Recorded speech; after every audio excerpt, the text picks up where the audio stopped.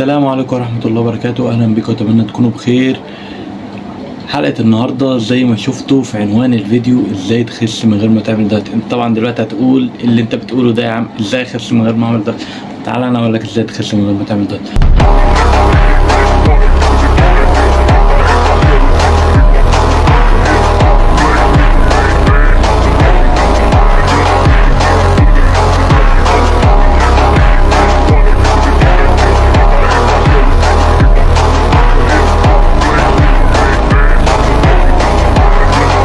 الفيديو ده الاول هنقسمه لاربع نقط. تمام، اول نقطه ان انت تبدا تمارس اي رياضه، مش شرط تنزل تتمرن في جيم، لا مارس اي رياضه اذا كانت اي حاجه مفضله ليك، اذا كان سباحه، اذا كان كوره، اذا كان باسكت، اذا كان اي رياضه، المهم تتحرك، تبدا تحرق سعرات حراريه.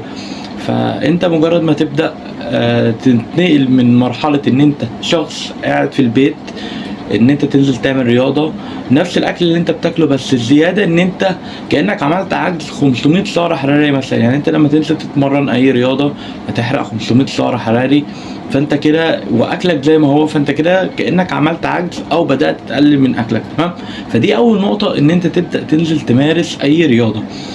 تاني نقطه، مش بقولك تحسب سعراتك ولا توزن لي مثلا 100 جرام رز مش عارف 100 جرام ايه، لا انت شخص عايز تخس، انت مش لاعب بتاع بطولات، مش هتقعد توزن بالميزان، الواحد قرف اصلا من الموضوع ده. تمام، فانت ايه اللي مطلوب منك دلوقتي؟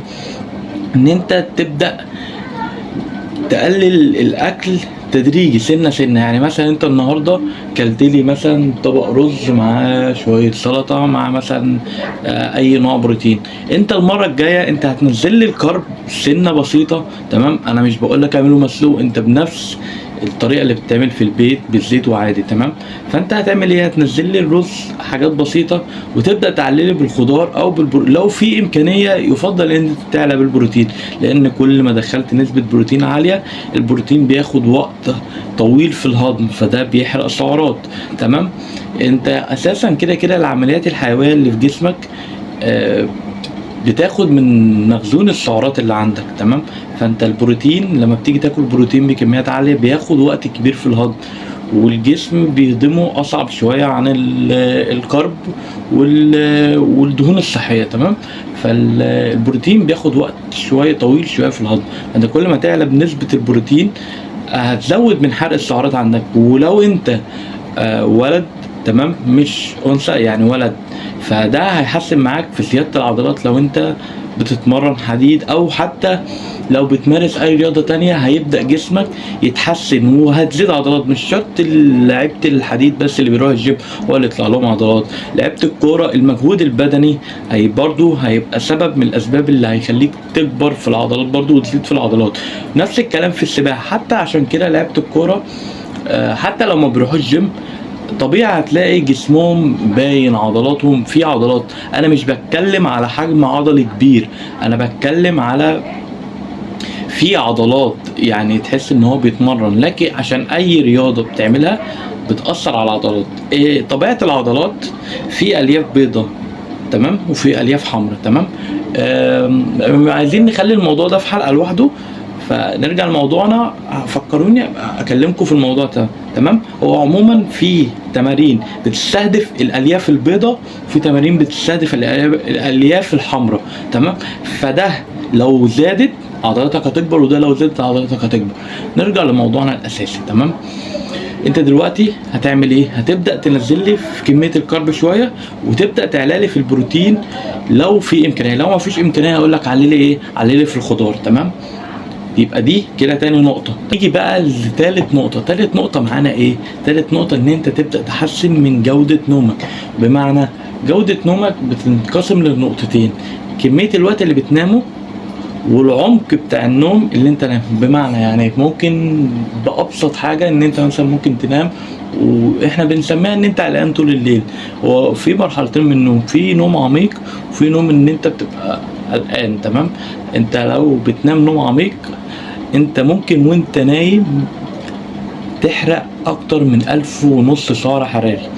طبعا مش مصدقين الكلام ده بس ده حقيقي، النوم بيحرق سعرات حرارية عالية. تمام، عشان كده الناس، يعني انا في فترة التجهيز لما كنت ببقى عامل دايت وما بنامش ميزاني ما كانش بينزل، ما كنتش بنشف الا لما بنام. يعني عشان كده بيقول لك ايه، اوزن على الريق، عشان اولا الجسم يبقى فاضي مفيهوش ولا ميه ولا واكل ولا شارب. ثانيا عشان الجسم افضل شكل ليه بيبقى اول ما تصحى، تمام؟ عشان بعد كده لو بتشرب ميه دخلت صوديوم، دخلت املاح، دخلت اي حاجه بتحبس سوائل، تمام؟